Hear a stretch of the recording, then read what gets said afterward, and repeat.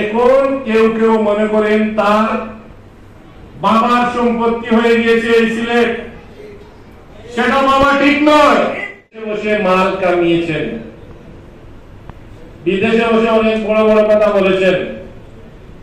আমরা ছাত্রলীগ করেছি, মিসাবাই তারা ৭৫ পরবর্তী সময়ে সক্রিয়ভাবে করেছেন। আমরা কলেজ পর্যায়ে নেতৃত্বে ছিলাম, ছোট ছিলাম। এরশাদ বিরোধী আমরা সক্রিয়ভাবে করেছি, খালেদার বিরুদ্ধে আন্দোলন সক্রিয়ভাবে করেছি। আজকে মনে হয় আমরা বোধহয় কি বলবো পলগাছা হয়ে গেছি। আর যারা সুবিধাবাদীরা তারা আজকে অনেকেই মনে হয় তারা সংগঠনের প্রিয় হয়ে গেছে। সবাই কথা বলেছেন, এটা থাকবে না। এই রাজনীতি হচ্ছে চলমান জিনিস, দায়িত্বটা হচ্ছে চলমান। আমি জেলা পরিষদের দায়িত্ব আছি, 5 বছর পরে পাবলিক মূল্যায়ন করবে আমি জেলা পরিষদকে কিভাবে চালিয়েছি, কিভাবে আমি চালানোর চেষ্টা করেছি সেটার মূল্যায়ন করবে জনগণ। আজকে জনপ্রতিনিধি হয়েছে শফিক ভাই, মন্ত্রী হয়েছেন, 5 বছর পরে জনগণ সেটা মূল্যায়ন করবেন। আরো অনেক জনপ্রতিনিধিরা হয়েছে, জনগণ সেটা মূল্যায়ন করবে। এবং 5 বছর পরে অনেক ক্ষমতা দেখেছি, ক্ষমতাধর ব্যক্তি দেখেছি, অনেক ক্ষমতাধর ব্যক্তির বিরুদ্ধেও আমরা রাজনীতিতে গ্রুপিং আছে, আমরা গ্রুপিং করেছি সিনিয়র নেতৃবৃন্দের সাথে। এখন কেউ কেউ মনে করেন তার বাবার সম্পত্তি হয়ে গিয়েছে এই সিলেট, সেটা বাবা ঠিক নয়। সংগঠন সবাইকে নিয়ে করতে হবে। সবাই এই সংগঠনে আমাকে যেভাবে সবাই সহযোগিতা করেছে, আরো জনপ্রতিনিধিরা যারা আছেন সবাইকে আমরা সহযোগিতার মাধ্যমে জনপ্রতিনিধি বানিয়েছি, দায়িত্ব নিয়েছি, টাকা খরচ করেছি, নিজের টাকা খরচ করে অনেককে জনপ্রতিনিধি বানিয়েছি। সেটা ভুললে চলবে না। আমি আমার মতো, আমার আমিত্ব, আমার পাওয়ার, আমার এই মুখ আছেন, আমার তমুক আছেন, সেটা থাকবে না। জনগণ যদি সাথে না থাকে, সংগঠন যদি সাথে না থাকে, কার কোনো অস্তিত্ব থাকবে না। আমি বললাম, আর রাজনীতিতে যখন দুর্দিন আসবেন, আমরা হয়তো জেলে যাব, আমরা বাংলাদেশে থাকতে হবে, আমাদের ডুয়েল সিটিজেন নেই। যারা আছেন তারা থাকবেন না, তারা চলে যাবেন। আজকের দিনে আমি বলে গেলাম, সেটা দেখবেন। সব সময় দেশ একভাবে পরিচালিত হবে না। দেশ পরিচালিত হবে দেশের জনগণের আস্থার উপর, জনগণের ভোটের উপর। সেটা জনগণের আস্থা এবং ভোটের অধিকার, জনগণ ভোট দিয়ে বানিয়েছে, সেটা মূল্যায়ন করবে মানুষ 5 বছর পর পর। সংগঠন দায়িত্ব নিয়ে থাকে, তার সংগঠনের মাধ্যমে পরিবর্তনের মধ্য দিয়ে নতুন নেতৃত্ব আনে, নতুবা যারা ভালো কাজ করে তাদেরকে আবার পুনর্বহাল করে।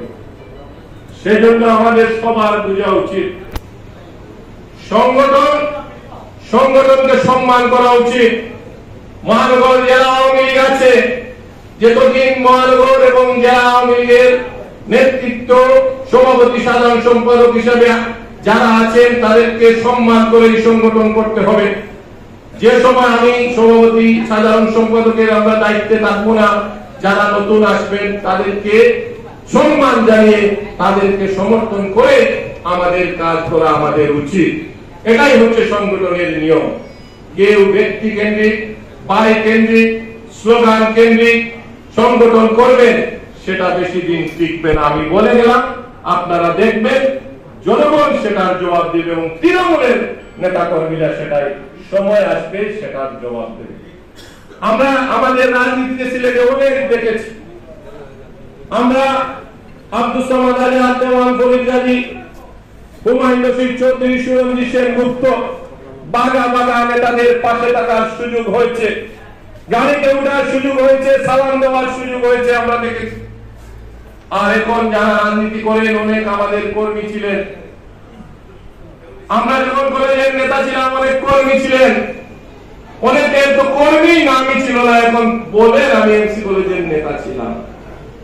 অনেক এমপি হচ্ছেন, মন্ত্রী হচ্ছেন, অনেকেই উপজেলা চেয়ারম্যান হয়েছে, অনেকে অনেক কিছু হয়েছে। কোন ভালো কথা, আমরা চাই সবাই একটা টাইমে বড় হবে। আমরা হয়তো রিটায়ার্ডে যাব, আরেকজন নিচ থেকে উঠবে, কিন্তু সবার প্রতি সবার সম্মান রাখা উচিত। সবাই সংগঠনের প্রতি সম্মান রাখা উচিত, সংগঠনের পদের প্রতি সম্মান রাখা উচিত। যে সেটা করবে না, আমি যদি অভদ্রতা করি আরো 5 বছর 10 বছর পরে আমার বিরুদ্ধে আরেকজন অভদ্রতা করবে। যে সংগঠনকে সম্মান করবে না সেই সংগঠনের আস্থা করে এই সংগঠনের মধ্যে সে নিক্ষিপ্ত হবে, সংগঠনের কর্মীরা তাকে দেখলে দূরে থাকবে, সেটাই হবে বাস্তবতা। তবে সময় লাগবে। অনেকেই আমি অনুরোধ করব সংগঠনকে সম্মান করে আমরা যারা আছি জনপ্রতিনিধি, আমরা সবাই মিলেই জননেত্রী শেখ হাসিনা আমাদেরকে ভিন্ন জনকে বিভিন্ন ভাবে দায়িত্ব দিয়েছে।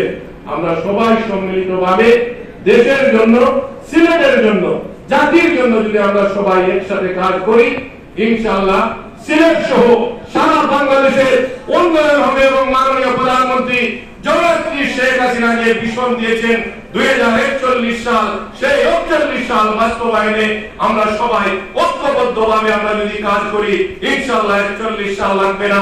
এর আগে বাংলাদেশ একটি উন্নত বাংলাদেশ এবং স্মার্ট বাংলাদেশ নির্মাণ হবে, আমি সেটা বিশ্বাস করি।